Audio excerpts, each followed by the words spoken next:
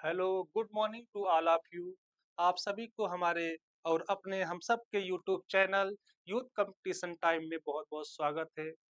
ये एक ऐसा प्लेटफॉर्म है जहाँ पे हम लोग नर्सिंग और पैरामेडिकल के कॉम्पिटिटिव एग्जाम की तैयारी करते हैं और प्रीवियस ईयर में आए हुए जितने भी क्वेश्चन है उसको हम लोग सॉल्व करते हैं। तो चलिए देखते हैं ये जो आज का वीडियो है। हम लोग सॉल्व कर रहे थे क्या जनरल मेडिकल सर्जिकल के इंस्ट्रूमेंट के बारे में हम लोग सवाल देख रहे थे, जो कि बहुत ही इम्पोर्टेंट चैप्टर है फॉर नर्सिंग के लिए और पैरामेडिकल स्टूडेंट के लिए। हम लोगों ने 3 क्लास ले लिया था, आज लास्ट क्लास है। आज भी देखते हैं प्रीवियस ईयर में कहाँ से क्वेश्चन पुटअप किए जाते हैं, कैसे सॉल्व करना होता है, क्या क्वेश्चन कर रहा है, इसके बारे में हम लोग को चर्चा करेंगे। चलिए स्टार्ट किया जाए बिना किसी देरी के। देखते हैं 63 तक क्वेश्चन तक हो गया था, ठीक है। अब आज 64 क्वेश्चन से स्टार्ट करेंगे। पहला क्वेश्चन है आज का, the instrument use to retract the sin edge blood vessel nerve and abdominal wall is. Skin किनारों रक्त वाहिकों नसों और उदर भित्ति को पीछे खींचने के लिए इस उपकरण का उपयोग किया जाता है, ठीक है। ये कौन सा उपकरण है जो रक्त वाहिकाओं नसों और एब्डोमिनल की स्किन को क्या करता है, एब्डोमिनल वॉल को खींचता है, ठीक है।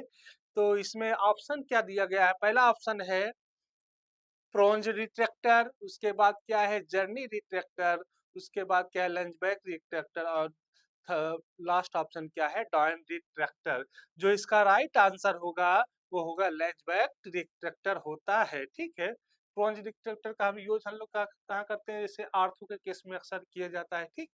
और जर्नी रिट्रैक्टर का भी यूज करते हैं, मगर ये जो देखिए इसमें दिया गया है एब्डोमिनल वाल्व को, तो इसको एब्डोमिनल वाल्व में यूज नहीं करते, इसलिए ये रॉन्ग आंसर हो जाएगा, ठीक।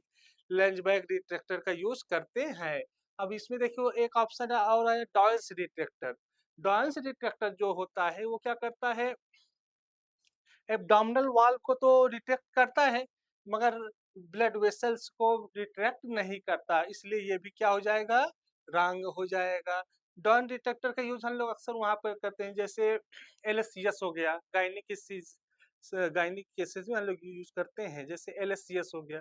सीजर हम लोग कर रहे हैं तो क्या करते हैं, सीजर में किसका यूज करते हैं, डॉन डिटेक्टर का यूज करते हैं। तो इसका जो राइट आंसर होगा वो क्या होगा, option number 3 is the right answer, ठीक है। चलिए अब नेक्स्ट क्वेश्चन देखते हैं।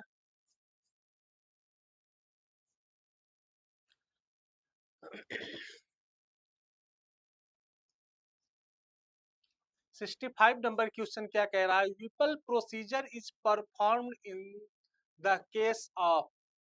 इस मामले में विपल की प्रक्रिया की जाती है, मतलब किस मामले में विपल की प्रक्रिया की जाती है। एक विपल क्या है, एक प्रोसीजर है, क्या है, एक सर्जिकल प्रोसीजर है। तो वही हमको पता लगाना है कि कौन किस में विपल प्रोसीजर की प्रक्रिया की जाती है। पहला क्या है ब्रेस्ट कैंसर, दूसरा क्या है ओबेसिटी, तीसरा क्या है कैंसर ऑफ पैंक्रियाज, चौथा ऑप्शन क्या है लीवर डिसऑर्डर। जो विपल प्रोसीजर प्रक्रिया है वो खासकर कैंसर ऑफ पैंक्रियाज में यूज किया जाता है। इसमें किया जाता है कैंसर ऑफ पैंक्रियाज में इसका यूज करते हैं, ठीक है। क्या होता है कभी कभी पैंक्रियाज, सपोज दैट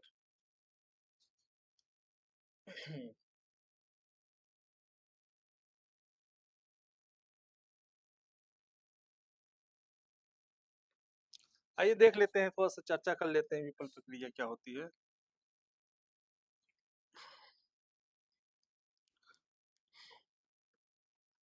ये क्या हो गया अपना पैंक्रियाज हो गया, ठीक है। कभी कभी क्या होता है पैंक्रियाज में इसके इस एरिया में कैंसर वगैरह हो जाता है, ठीक है, कैंसर सेल पाए जाते हैं, ट्यूमर हो गया, कैंसर हो गया।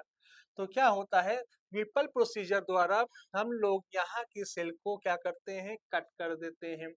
साथ ही साथ कुछ पार्ट जो होता है डिओडिनम के भी कट करते हैं, ठीक है। कुछ पार्ट क्या करते हैं डिओडिनम के भी कट कर देते हैं। और कुछ पार्ट जो होता है यहाँ से एक बाइल डक्ट आता है, ठीक है। बाइल डक्ट को भी हम लोग रिमूव करते हैं, इसके अंतर्गत विपल प्रोसीजर के अंतर्गत हम लोग ये काम करते हैं। तो इसका जो राइट आंसर होगा वो क्या होगा, कैंसर ऑफ पैंक्रियाज। चलिए अब नेक्स्ट क्वेश्चन देखते हैं।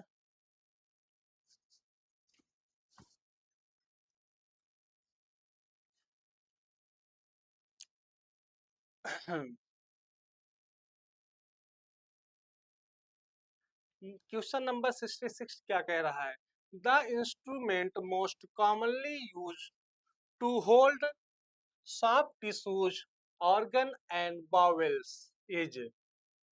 ठीक है, क्वेश्चन क्या कह रहा है, जितने भी सॉफ्ट टिश्यूज होते हैं, ऑर्गन होते हैं, किस इंस्ट्रूमेंट के द्वारा उसे पकड़ा जाता है, होल्ड किया जाता है सॉफ्ट टिश्यू को। यही हिंदी में क्या कहा गया है, नरम ऊतकों, अंगों और अतड़ी को पकड़ने के लिए सबसे अधिक उपयोग किया जाने वाला उपकरण कौन सा है। वह कौन सा उपकरण है जिसमें हम लोग क्या करते हैं, सॉफ्ट टिश्यू, नरम टिश्यू को पकड़ते हैं। जिस उपकरण से पकड़ते हैं उसी उपकरण को हमको पता लगाना है। ऑप्शन में क्या गया, पहला ऑप्शन में क्या है, केली है, दूसरा ऑप्शन में क्या है, कोचर है, तीसरा क्या है, बेबकॉक्स है, और चौथा क्या है, एलिस है। तो इसका जो राइट आंसर होगा वो क्या होगा, बेबकॉक्स टिश्यू फॉर्सेप्स ही इसका राइट आंसर है। ठीक है, बेबकॉक्स जो होता है खासकर सॉफ्ट टिश्यू को पकड़ने के लिए ही बनाया गया है, बल्कि केली का यूज यहाँ पे नहीं होगा, कोचर का यूज नहीं होगा। कोचर की यूज कर क्या करते हैं, जैसे ब्लड वेसल्स वगैरह में ब्लीडिंग हो रही है तो उसे कोचर से पकड़ के ब्लीडिंग को रोक लेते हैं। ठीक है, और एलिस क्या होता है, एलिस को उपयोग कहाँ पे करते हैं, जहाँ पे हार्ट टिश्यू होता है। कैसा टिश्यू होता है, हार्ट टिश्यू होता है, या स्किन होता है। जैसे स्किन में हम लोग सुचरिंग करते हैं तो वहां पे हम लोग एलिस का यूज करके क्या करते हैं, रिट्रैक्ट कर देते हैं ताकि अच्छे से सुचरिंग किया जा सके। तो इसका भी यूज नहीं होगा। अगर होगा, किसका यूज होगा, बैबकॉक टिश्यू फॉर्सेप का यूज होता है। तो इसलिए इसका जो आंसर नंबर क्या होगा, Babcock's is the right answer. Option number third is the right answer. Okay, चलिए नेक्स्ट क्वेश्चन देखते हैं।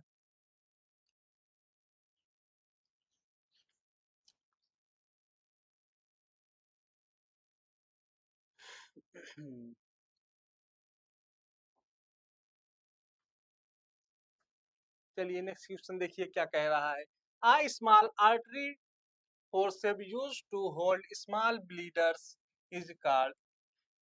छोटे ब्लीडर्स को पकड़ने के लिए इस्तेमाल की जाने वाली छोटी धमनी चिमटी को यह कहा जाता है। हम क्वेश्चन क्या कह रहा है, आ स्मॉल आर्टरी फोर्सेप, वह कोई एक स्मॉल आर्टरी फोर्सेप है और उसका काम क्या है, होल्ड स्मॉल ब्लीडर्स, मतलब जो छोटे छोटे ब्लीडर्स होते हैं, वही बोले तो ब्लीडर्स होते हैं जिसमें ब्लडिंग ब्लड फ्लो होता है। ठीक है, क्या होता है, ब्लड फ्लो होता है। उन्हीं को पकड़ने के लिए कौन सा उपकरण है वही हमको पता लगाना है। ऑप्शन नंबर देखो, ऑप्शन में क्या दिया गया, non foot descending forceps, mosquito forceps, Allis tissue forceps और बैबकॉक टिश्यू फॉरसेप्स।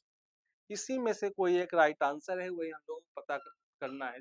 जैसे वेन हो गए, आर्टरी हो गए, ठीक है, कैपिलरीज हो गए, जो छोटी छोटी चीजें वाहिकाएं होती हैं उनको पकड़ने के लिए एक छोटी इंस्ट्रूमेंट है। उसी इंस्ट्रूमेंट का नाम हम लोगों को बताना है।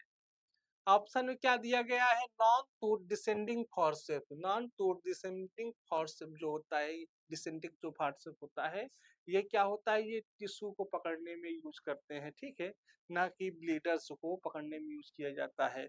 इसका ऐसे होता है, ऐसे होता है। ठीक है, तो हम लोग ऐसे पकड़ लेते हैं। तो ये क्या हो जाएगा, रॉन्ग आंसर हो जाएगा। और दूसरा क्या है ऑप्शन में, mosquito forcep. Mosquito forcep is the right answer. इसका जो आंसर होगा मॉस्किटो फॉरसेप होता है। मॉस्किटो फॉरसेप छोटा फॉरसेप टिश्यू फॉरसेप होता है, वो छोटे साइज में होता है। ठीक है, उसका काम ही यही है कि स्मॉल टिश्यूज को, स्मॉल ब्लीडर्स को होल्ड करने में इसका काम लिया जाता है। तो इसका राइट आंसर जो हो जाएगा वो क्या हो जाएगा, मॉस्किटो फॉर्सेप्स। और थर्ड नंबर क्या है, Allis tissue forceps. Allis tissue forceps क्या हो जाएगा, रॉन्ग है, क्योंकि क्या करते हैं, इससे हार्ड टिश्यू पकड़ते हैं, ठीक। और क्या है, बैपकॉक टिश्यू फॉर्सेप्स, बैपकॉक टिश्यू फॉर्सेप्स भी रॉन्ग आंसर है। इससे भी ब्लीडिंग नहीं रोका जाता, ना इससे ब्लीडिंग रोका जाता है। अगर ब्लीडर्स को ब्लीडिंग रोकना हो तो ब्लीडर को पकड़ने के लिए हम लोग किसका यूज करेंगे, मॉस्किटो फॉर्सेप्स का, छोटे छोटे फॉर्सेप्स का, ठीक। क्योंकि इसमें दिया गया है स्मॉल, तो स्मॉल मतलब स्मॉल में हम लोग इंस्ट्रूमेंट में अगर कोई वर्ड निकाले हैं छोटे के लिए तो क्या निकाले हैं, mosquito.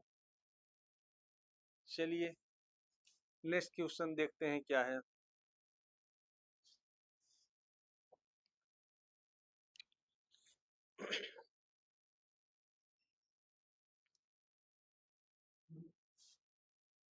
मायोज operation is done for, Mayo operation एक टेक्निक होता है, वो किसके लिए किया जाता है, यही हम लोग को पता लगाना है। ऑप्शन देखकर पता लगाना है कौन सा ऑप्शन सही है।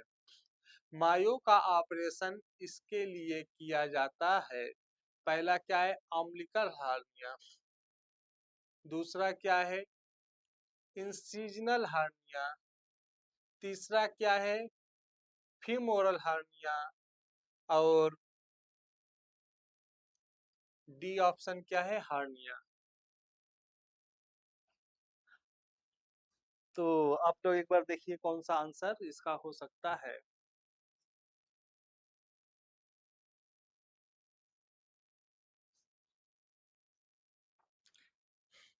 इसका जो राइट आंसर होगा वो क्या हो गया, ए, ऑम्बिलिकल हार्निया।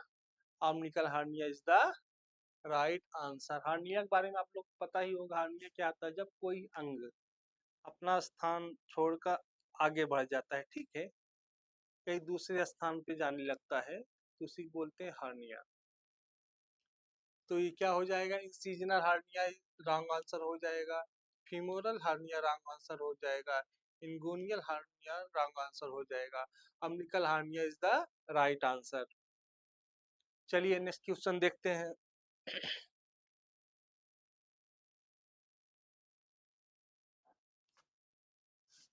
ये क्वेश्चन थोड़ा सा अच्छे स्तर का है, इसे देखिए, गौर से देखिए तो आपको समझ में आएगा। Which of the following procedure removes the entire breast and axillary contents but preserve the pectoral muscles? निम्नलिखित में से कौन सी प्रक्रिया संपूर्ण स्तन और एक्जिलरी सामग्री को हटाती है लेकिन पेक्टोरल मसल को बचाकर रखती है? होता क्या है, एक प्रक्रिया, एक ऑपरेशन नाम है मैसेक्टॉमी। मैसेक्टॉमी में क्या होता है, ब्रेस्ट में जैसे ट्यूमर सेल हो गए, कैंसर हो गए, तो उसको ब्रेस्ट को हटाते हैं ऑपरेशन करके, और उसी में से कई कैटेगरी बांटा गया है, ठीक है, जैसे लुम्पेक्टॉमी हो गया, मॉडिफाई रे, रेडिकल मैसेक्टॉमी हो गया, रेडिकल मैसेक्टॉमी हो गया, सेगमेंटल मैसेक्टॉमी हो गया। ये ट्यूमर पे डिपेंड करता है, उसके स्टेज पे डिपेंड करता है किस प्रकार का ऑपरेशन हमको करना है। और क्वेश्चन में क्या कहा गया है, procedure remove the entire bread, मतलब हमें पूरे ब्रेस्ट को ही क्या करना है, रिमूव करना है, और क्या करना है, एक्जिलरी कंटेंट को भी क्या करना है, रिमूव करना है। पर किसको रिमूव नहीं करना है, रिमूव नहीं करना है, पेक्टोरल मसल्स को छोड़ना है, ठीक है। पेक्टोरल मसल्स को छोड़कर सभी इंटायर ब्रेस्ट को रिमूव करना है। तो इसका ऑप्शन क्या दिया गया है, लुम्पेक्टोमी दिया गया है, ठीक है, पहला ऑप्शन क्या है, लुम्पेक्टॉमी है। उसके बाद दूसरा ऑप्शन क्या है, मॉडिफाइड रेडिकल मैसेक्टॉमी, तीसरा ऑप्शन क्या है, रेडिकल मैसेक्टॉमी, और चौथा ऑप्शन क्या है, सेगमेंटल मैसेक्टॉमी। तो क्या लग रहा है आप लोगों को कौन सा आंसर राइट होगा?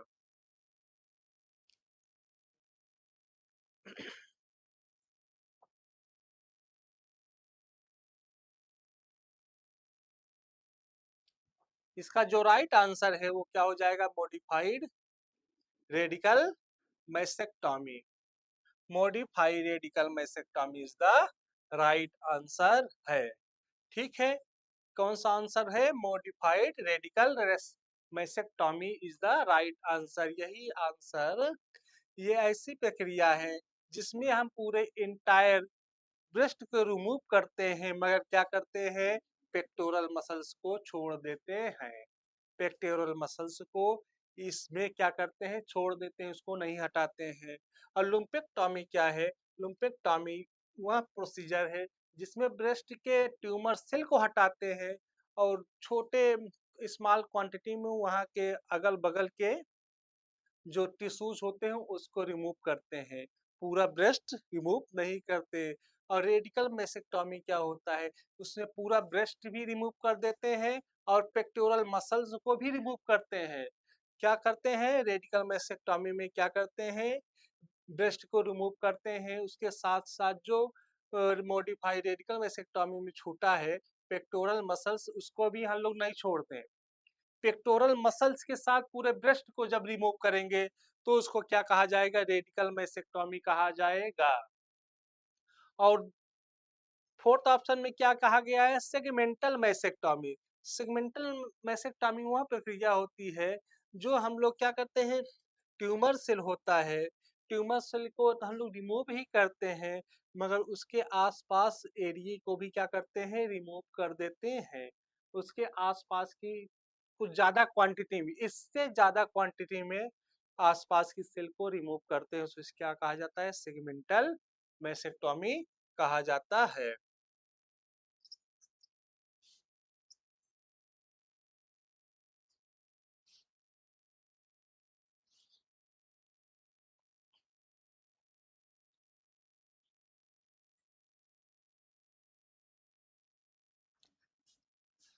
तो इसका जो राइट आंसर होगा वो क्या होगा? Modified radical mastectomy is the right answer. Okay, ये तो होगा नहीं। लुम्पेक्टॉमी, लुम्पेक्टॉमी में क्या होता है?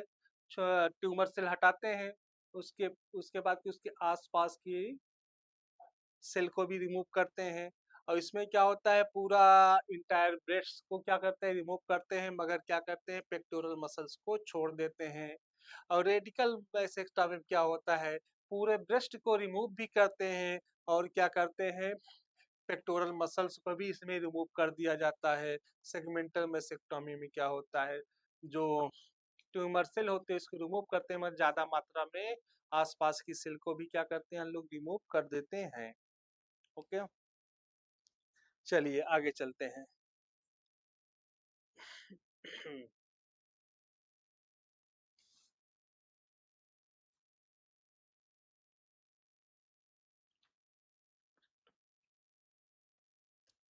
क्वेश्चन देखिए, बहुत ही शानदार क्वेश्चन है। उम्मीद है ये क्वेश्चन सबको आता होगा, क्योंकि नेफ्रेक्टॉमी वर्ड आया है ना, नेफ्रेक्टॉमी। नेफ्रेक्टॉमी कहाँ से आया है? नेफ्रॉन से आया है। नेफ्रॉन किससे रिलेटेड है? किडनी से रिलेटेड, किडनी से रिलेटेड है। किससे रिलेटेड है? किडनी से रिलेटेड है। नेफ्रेक्टॉमी क्या है? अब क्वेश्चन पूछ रहा है नेफ्रेक्टॉमी क्या है, तो आइए देखते हैं नेफ्रेक्टॉमी क्या है। पहला ऑप्शन क्या है? Surgical removal of nerve. Surgical removal of nerve. Surgical removal of nerve को क्या बोलते हैं? न्यूरेक्टॉमी बोलते हैं। क्या बोलते हैं? न्यूरेक्टॉमी बोलते हैं ये, यानी न्यूरेक्टॉमी। ठीक है, तो ये क्या हो जाएगा? ये रॉन्ग हो जाएगा। ये ऑप्शन क्या हो जाएगा? रॉन्ग हो जाएगा। और क्या है? सर्जिकल रिपेयर ऑफ नर्व, मतलब सर्जरी के द्वारा नर्व को रिपेयर करने की प्रक्रिया क्या नेफ्रेक्टॉमी कहा जाता है? तो ये भी क्या हो जाएगा? रॉन्ग आंसर हो जाएगा। न्यूरो, ठीक है। इसको क्या बोलते हैं, न्यूरोरैफी बोला जाता है। क्या बोला जाता है, न्यूरोरैफी बोला जाता है। तो ये भी क्या हो जाएगा, रॉन्ग आंसर हो जाएगा। और अब क्या है, थर्ड ऑप्शन क्या है, surgical removal of kidney. Surgical removal of kidney, यही इसका राइट आंसर होगा। Surgical removal of kidney is the right answer. चूंकि नेफ्रॉन दिया गया है ना, नेफ्रॉन किससे रिलेटेड है, किडनी से रिलेटेड है, तो एक दूसरे से समझ में आ जाएगा। अगर आप वर्ड को समझ जाओगे तो ऑटोमेटिक आपको आंसर मिल जाएगा। और थर्ड ऑप्शन में क्या है, रिमूवल ऑफ नेक्रोटिक सेल, ये भी क्या हो जाएगा, रॉन्ग आंसर हो जाएगा। जो सड़े गले सेल होते हैं उनको क्या करते हैं, सर्जिकल द्वारा क्या करते हैं, रिमूव कर दिया जाता है। तो ये भी क्या हो गया, रॉन्ग आंसर हो जाएगा। इसको शायद डिब्रीमेंट बोला जाता है। ठीक है, चलिए नेक्स्ट क्वेश्चन देखते हैं।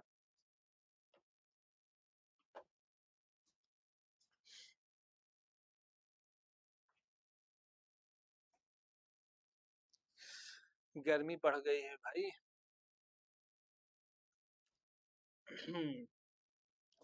देखिए 71 नंबर क्वेश्चन क्या कह रहा है, which of the following forceps is used to hold tissue softly। निम्नलिखित में से किस चिमटी फॉर्सेप का उपयोग से कोमलता से ऊतक को पकड़ने के लिए किया जाता है। मतलब सॉफ्टली पकड़ना है, ठीक है। इसमें सॉफ्टली आया है वर्ड। सॉफ्टली मतलब सॉफ्ट टिश्यू को पकड़ना होगा तभी सॉफ्टली पकड़ेंगे। तो सॉफ्ट टिश्यू को पकड़ने के लिए किस इंस्ट्रूमेंट का यूज करना है, उसी को हम लोगों को पता लगाना है, कौन सा इंस्ट्रूमेंट है। तो पहला ऑप्शन क्या है, एलिस। दूसरा ऑप्शन क्या है, बैबकॉक्स। तीसरा ऑप्शन क्या है, कोचर। और चौथा ऑप्शन क्या है, इरविन। तो इसका जो राइट आंसर होगा वो क्या हो जाएगा, बताओ क्या हो जाएगा। उसका राइट आंसर क्या हो जाएगा, बैबकॉक्स टिश्यू फॉर्सेप्स।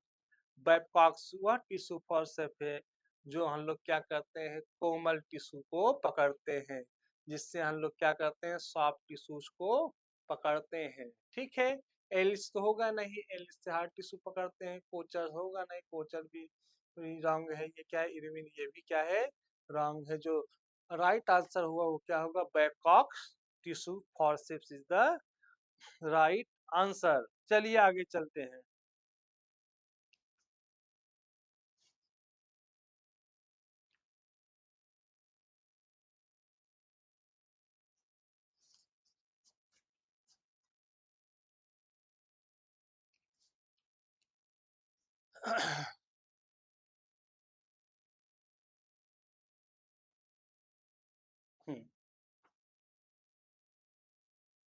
ठीक है question, which of the following retractor is used to retract the abdominal wall। वह कौन सा रिट्रैक्टर है,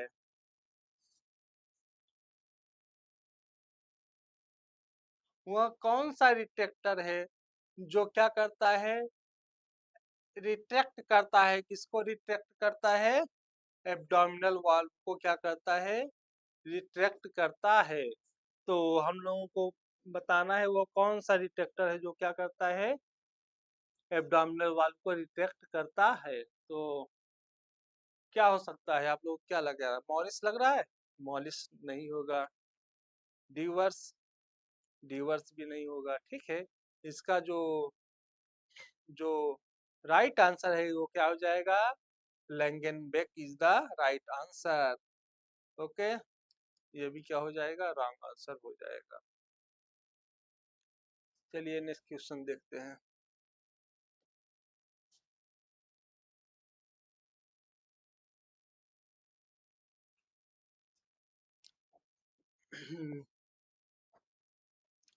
देखिए समझिए क्वेश्चन क्या कह रहा है।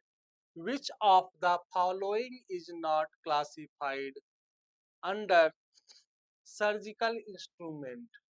निम्नलिखित में से कौन सा शल्य चिकित्सीय उपकरण के तहत वर्गीकृत नहीं है।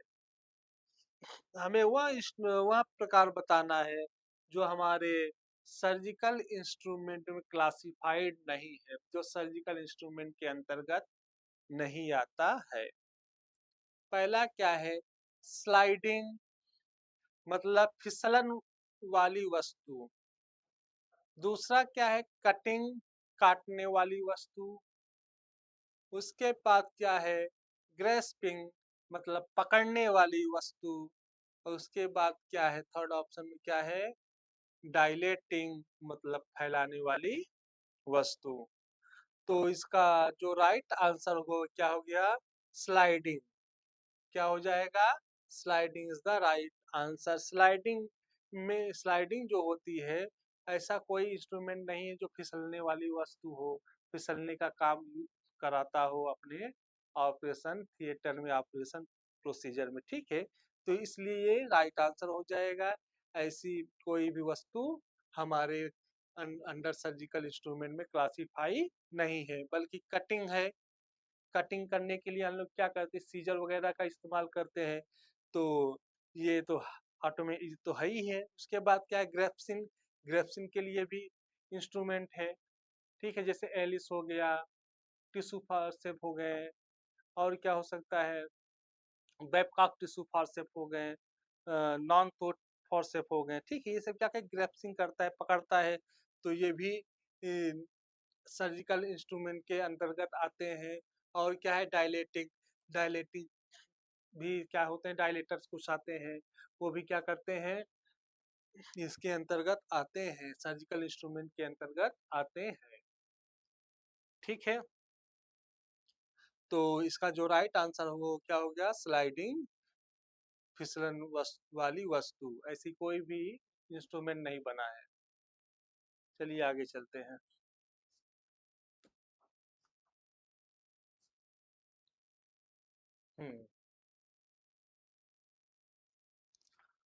Modern surgical instruments are made of.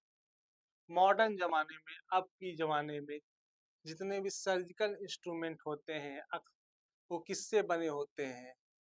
पहला ऑप्शन है क्या है, ब्रोंज मतलब कांसा पीतल। दूसरा ऑप्शन क्या है, स्टेनलेस स्टील। उसके बाद ऑप्शन क्या है, लकड़ी। और नेक्स्ट ऑप्शन क्या गया है, एल्युमिनियम।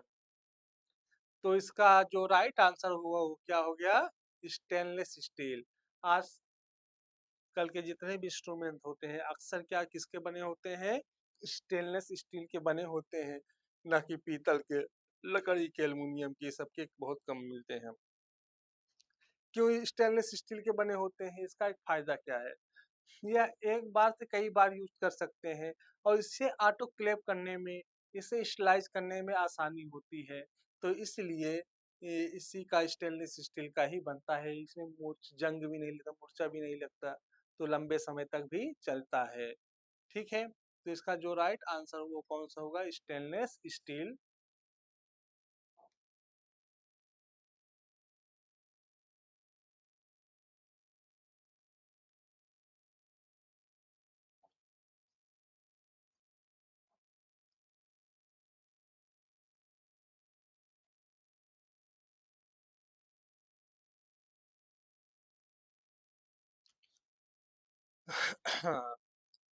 तो आज तक हम लोगों ने इतना के 74 नंबर क्वेश्चन तक सॉल्व किया।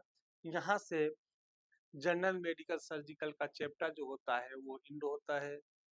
अब नेक्स्ट क्लास में कुछ नए चैप्टर से स्टार्ट करेंगे। जितना भी मैंने पढ़ाया है उसमें कोई भी अगर आपको कोई क्वेश्चन समझ में नहीं आ रहा है या कहीं डाउट हो तो आप लोग कमेंट बॉक्स में लिख दीजिएगा, तो उस डाउट को हम क्लियर करेंगे। उसके बाद नेक्स्ट क्लास फिर से स्टार्ट किया जाएगा। तब तक के लिए गुड बाय।